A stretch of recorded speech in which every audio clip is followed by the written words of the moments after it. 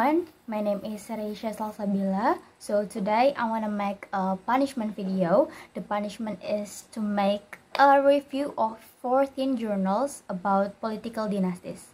Okay, let's get started. Oke, jurnal yang pertama berjudul Dinasti Politik dalam Pilkada di Indonesia yang ditulis oleh Martien Herna Susanti pada tahun 2017. Jurnal ini menyoroti contoh-contoh dinasti politik yang ada di regional maupun nasional. Permasalahan dari jurnal ini adalah ternyata partai politik itu memiliki faktor yang signifikan dalam kehadiran dinasti politik di pilkada di Indonesia. Hal ini dikarenakan partai politik itu kecenderungan pencalonan kandidatnya itu berdasarkan keinginan elit partai saja, bukan berdasarkan mekanisme demokratis, atau bisa dibilang partai politik ini meritokrasinya salah gitu. Temuan dalam penelitian ini mengatakan bahwa dinasti politik ini terus-menerus menguasai bahkan mematikan demokrasi yang ada di partai politik. Selain itu, masyarakatnya juga ada keinginan untuk menjaga status quo sehingga dinasti politik Indonesia ini makin merambah gitu. Jurnal ini mengatakan bahwa adanya dinasti politik ini karena lemahnya fungsi check and balances di pemerintahan Indonesia, yang kemudian berdampak pada tindakan korupsi yang dilakukan oleh pejabat-pejabat dinasti politik. Lalu uniknya dari penelitian ini adalah penelitian ini menyajikan betapa jahatnya partai politik dalam mengusung dinasti politik, padahal partai politik sendiri tahu betapa bahayanya dinasti politik dalam demokrasi. Seperti jurnal sebelumnya, jurnal yang selanjutnya yang berjudul Tinjauan Kritis Bagaimana Politik Dinasti di Indonesia. Jurnal ini ditulis oleh Joni Gunanto yang membahas tentang bagaimana dinasti politik ini berkembang, dengan cara apa dinasti politik ini berkembang di Indonesia. Nah, ternyata sama seperti jurnal yang sebelumnya, jurnal ini mengatakan bahwa dinasti politik ini berkembang karena kesalahan meritokrasi partai, di mana para partai ini menyaring kader-kadernya bukan dari integritas ataupun kualitas, melainkan berdasarkan jejaring keluarga. Penelitian ini ternyata mengemukakan bahwa dinasti politik ini bisa by accident ataupun by design. Nah, by design sendiri artinya dinasti politik ini sudah terbentuk sejak lama atau sengaja dibentuk. Lalu ada dinasti politik yang by accident, maksudnya adalah pemerintahan itu secara tiba-tiba ingin mencalonkan keluarganya karena untuk mempertahankan kekuasaan. Selanjutnya, keunikannya ini terletak pada gimana dinasti politik ini dapat diterima dan tidak dipersoalkan oleh masyarakat, karena banyak masyarakat ini yang masih menutup mata akan bahayanya dinasti. Bahkan partai politik juga sudah tahu akan bahayanya dinasti, tapi tetap mencalonkan kader-kader politik berdasarkan kekeluargaan. Lalu jurnal yang ketiga berjudul Dinasti Politik di Banten, Familisme, Strategi Politik dan Rendahnya Partisipasi Masyarakat. Nah, penelitian ini membahas tentang bagaimana strategi keluarga Ratu Atut dalam mempertahankan kekuasaan di Banten. Nah, padahal keluarga Atut ini sudah banyak tersandung kasus korupsi, tapi pada akhirnya mereka menang lagi dalam Pilkada Banten, sehingga kekuasaannya sampai sekarang ini masih menancap dengan kuat di Banten. Nah, temuan dari penelitian ini adalah ternyata dinasti Atut ini sudah berbentuk oktopus dinasti, di mana semakin susah gitu untuk masyarakat biasa melawan keluarga Atut. Karena sejatinya oktopus dinasti itu di setiap cabang-cabang kekuasaan dia tuh ada anak-anaknya atau ada cabang-cabangnya yang ngebuat dia mencengkram kekuasaan semakin mudah. Lalu di jurnal ini juga mengatakan bahwa dinasti Atut tetap eksis karena masyarakatnya juga kurang perhatian akan politiknya. Masyarakatnya juga seolah tutup mata akan skandal-skandal korupsi yang sudah dilakukan oleh keluarga Atut. Akhirnya keluarga Atut ini menang lagi dalam Pilkada Banten. Keunikan jurnal ini yaitu membahas bagaimana strategi politik Atut dalam menggunakan keluarga untuk mencengkram kekuasaan, yaitu menggunakan keluarga sebagai jaringan sosial untuk mendapatkan kekuasaan. Jurnal yang keempat berangkat dari Wasisto Rahajujati yang berjudul Revivalisme, Kekuatan Familisme dalam Demokrasi Dinasti Politik di Aras Lokal. Jurnal ini mencoba membahas atau membedah bagaimana akhirnya dinasti politik ini dapat muncul di Indonesia. Tidak hanya itu, Di jurnal ini juga membahas bagaimana implikasi dinasti politik dalam demokrasi. Nah, jurnal ini mengatakan bahwa dinasti politik dapat muncul di Indonesia yang pertama karena kegagalan fungsi partai dalam meritokrasi, lalu yang kedua adalah biaya politik yang sangat tinggi, dan yang ketiga adalah perimbangan kekuasaan antar elit lokal itu tidak tercipta, sehingga semakin mudah tuh dinasti politik ini muncul di Indonesia. Penelitian ini berangkat dari permasalahan bahwa gejala familisme ini sebagai preferensi politik didasari oleh atas penguasa mengangkat saudara yang membuat hijack demokrasi, di mana demokrasi terbajak oleh salah satu keluarga saja. Penelitian ini mengemukakan dinasti dibagi menjadi 4. Yang pertama adalah Octopus dinasti, yang kedua adalah Populisme dinasti, yang ketiga adalah Feodalisme dinasti, dan yang keempat adalah Tribalisme dinasti. Nah, Wasiso Rarjojati mengidentifikasikan dinasti-dinasti menjadi 4 tipologi tersebut, sehingga semakin mudah untuk masyarakat mengidentifikasikan tipologi dinasti. Jurnal yang kelima dari Halim dan Hakim yang berjudul Dinasti Politik, Basis Politik dan Kepuasan Publik. Nah, jurnal ini secara eksplisit menerangkan dinasti politik Sutrisno sebagai salah satu contoh dinasti politik di Indonesia. Jurnal ini menjelaskan dampak dari dinasti politik Sutrisno melalui birokrasi dari tingkat kepuasan masyarakat. Jadi melihat bagaimana masyarakatnya apakah puas atau tidak dengan dinasti politik yang sedang menjabat.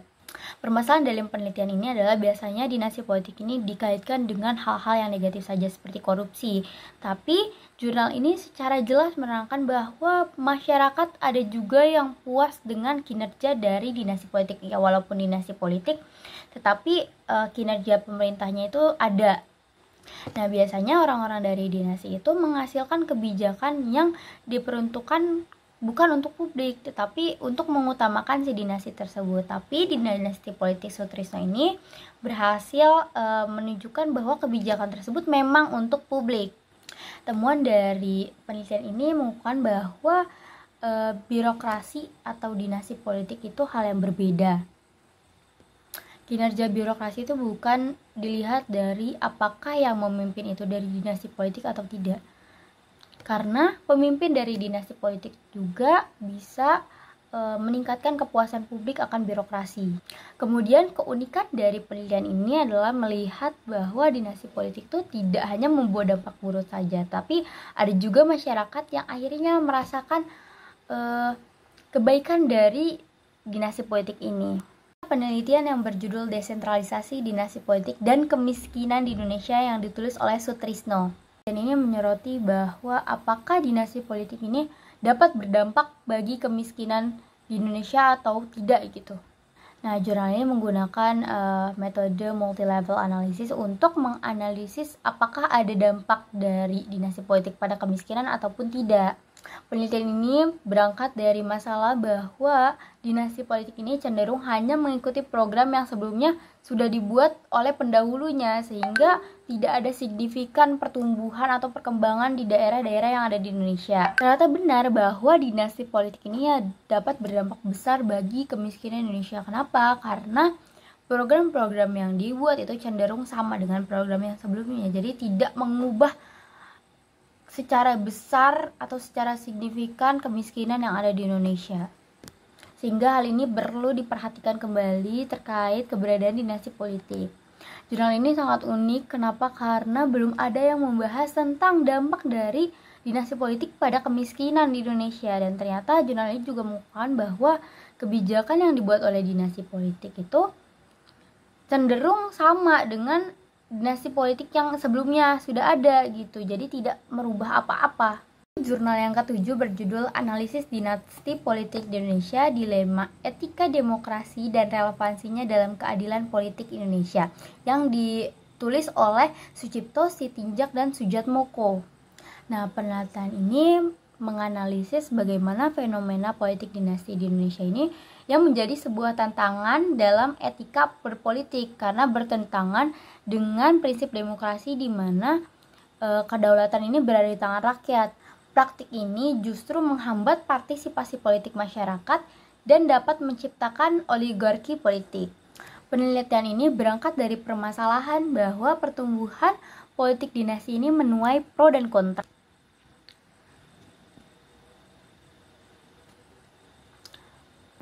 Umumnya dinasti politik ini dipandang sebagai potensi penyalahgunaan kekuasaan. Namun ada juga yang menganggap bahwa jika kita menentang adanya dinasti politik atau keluarga dalam kontestasi politik, nah ini sebagai pelanggaran hak asasi manusia, di mana setiap warga negara ini berhak dipilih dan memilih. Jadi banyak sekali pro dan kontranya. Kemudian temuan dari penelitian ini mengemukakan bahwa dinasti politik ini tidak hanya dilihat dari hukum saja, tapi harus dilihat dari etika normatif. Ternyata dinasti politik ini sebenarnya menyalahi etika berpolitik dan dapat menimbulkan ancaman bagi demokrasi di Indonesia. Tetapi faktanya di Indonesia kan belum ada hukum yang secara jelas mengatur tentang dinasti politik. Jadi dinasti politik ini akhirnya tetap diperbolehkan walaupun bahaya bagi demokrasi. Dan ini menggunakan teori hak moral yang tidak hanya menitik beratkan kepada hukum saja. Jadi di penelitian ini mengelaborasikan antara teori hak moral dengan hukum gitu. Lanjut ke jurnal yang selanjutnya yang berjudul Understanding Family Politics, Successes and Failures of Political Dynasties in Regional Indonesia from Aspinall and Asad. Jurnal ini mencoba untuk mengkaji bagaimana dinasti politik yang berkembang di Kalimantan Tengah. Ternyata tidak semua dinasti politik itu berhasil melakukan suksesi dinasti. Terdapat 2 dari 8 dinasti politik di Kalimantan Tengah yang hanya berhasil dalam suksesi dinasti. Jurnal ini juga menjelaskan beberapa teori dari Aspinall, tetapi Aspinall ini lebih mengutamakan contoh untuk mengaplikasikan teori yang sudah dia buat. Temuan dari penelitian ini ternyata partai itu memiliki pengaruh besar dalam suksesi dinasti. Selain itu, negara lemah atau weak state juga sangat berpengaruh bagi politik dinasti, karena ketika weak state, maka negara tersebut itu tidak bisa mengatur hukum di negaranya. Maka dari itu dinasti politik di Indonesia ini semakin banyak. Adapun uniknya dalam penelitian ini menyatakan bahwa tidak semua dinasti ini bisa sukses. Terdapat beberapa faktor yang dapat menyebabkan kegagalan dalam suksesi dinasti. Jadi uniknya Aspinall ini tidak hanya menyoroti dinasti politik yang sukses saja, tapi menyoroti dinasti politik yang gagal dalam melakukan suksesi dinasti juga. Selanjutnya berjudul Politik Kekerabatan dan Praktik Klientelistik Keluarga Jayabaya di Lebak dan Keluarga Iskandar di Kabupaten Tangerang. Nah, ternyata di Banten itu sangat erat kaitannya dengan praktik atau politik kekerabatan dan klientelisme, sehingga di masing-masing daerah di Banten itu kerap ada dinasti politiknya. Nah, permasalahan dari jurnal ini adalah di Banten ternyata setiap pilkada itu terjadi perebutan kekuasaan antar dinasti yang ada di Banten.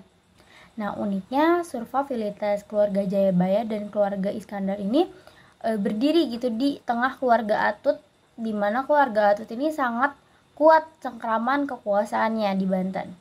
Nah, jurnal ini mencoba untuk membedah mengapa pada akhirnya keluarga Jayabaya dan keluarga Iskandar ini tetap berdiri di Banten walaupun ada rival yang kuat, yaitu keluarga Atut.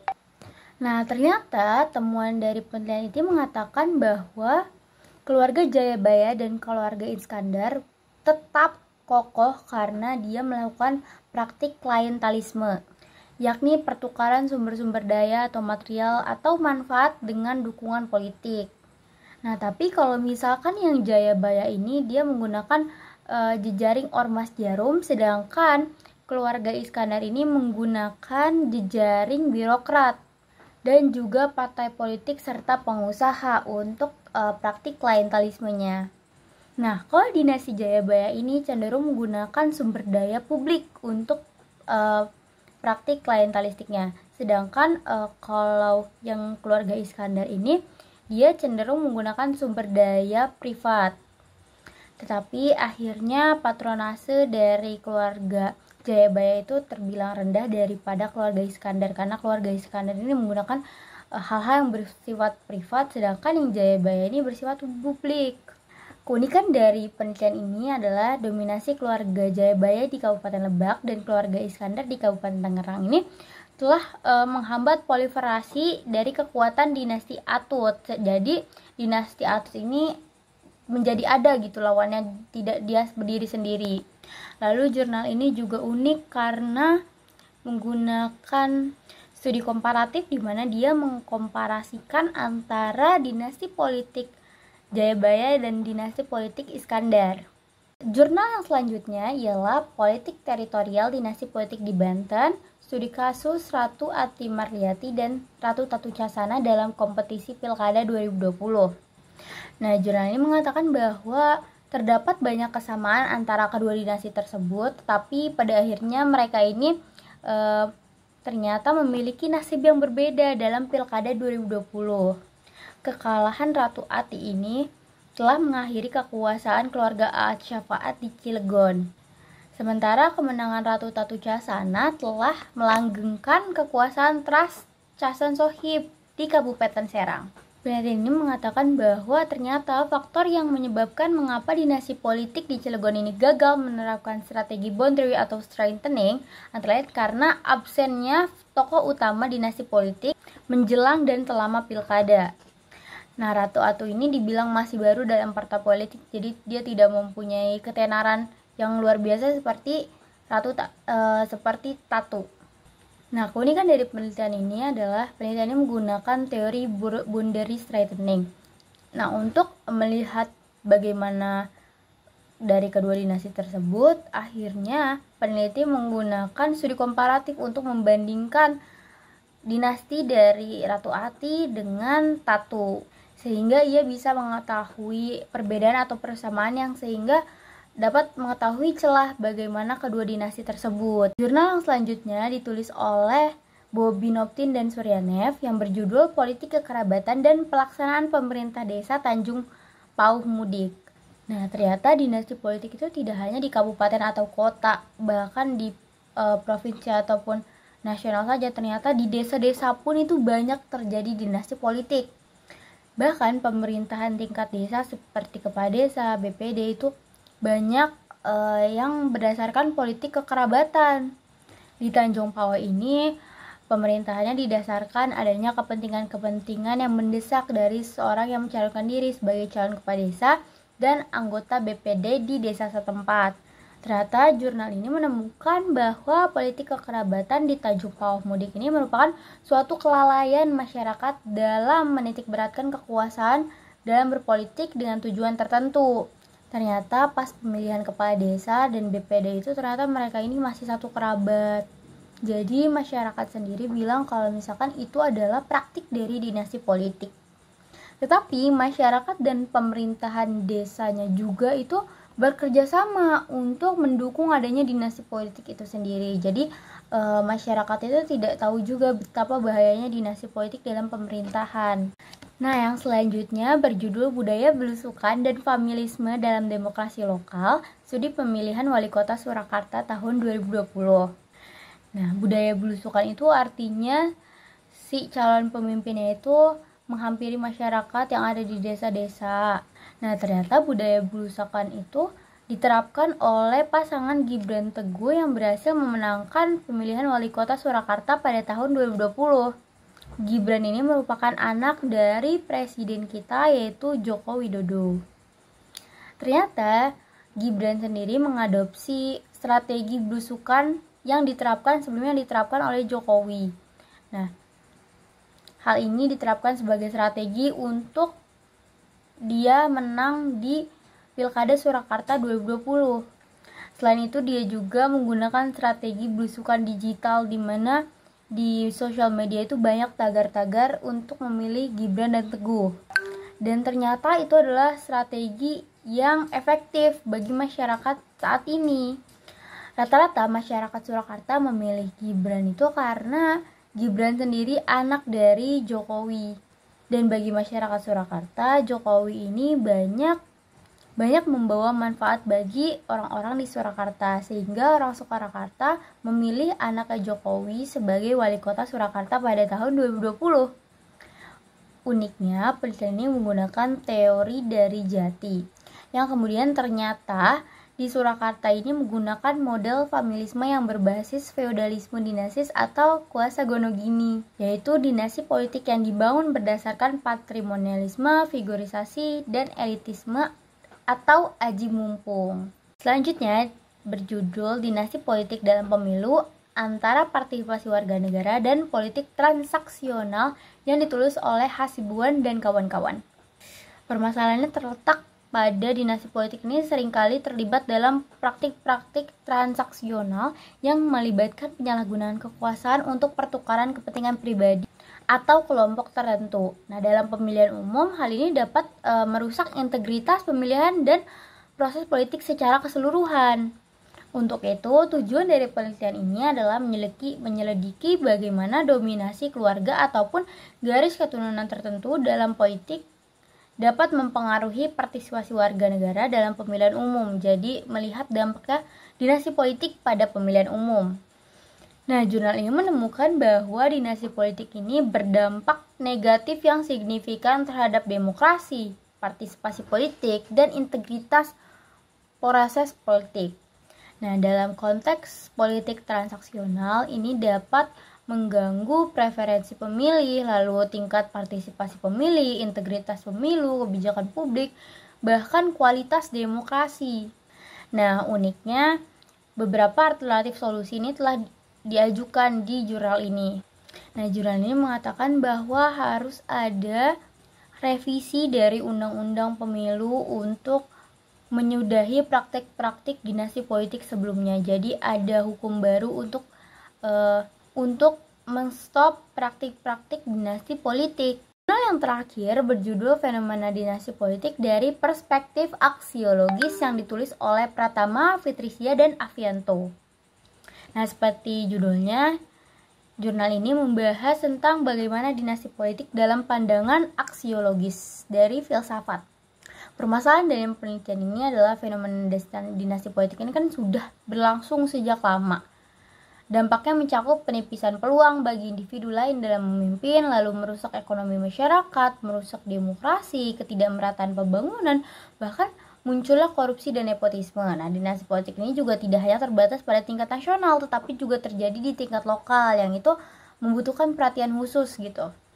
Ternyata penelitian ini menemukan bahwa dari perspektif aksiologis, prinsip moral dan etika menjadi kunci dalam kepemimpinan politik.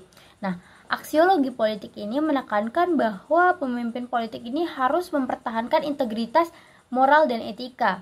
Perspektif ini juga menekankan pentingnya mengutamakan hak asasi manusia dalam konteks politik. Memang di Indonesia ini tidak ada hukum yang mengatur tentang dinasti politik, tetapi seharusnya orang-orang di dinasti politik ini mengerti akan etika dan konteks politik. Karena hal ini juga menyangkut hak asasi manusia.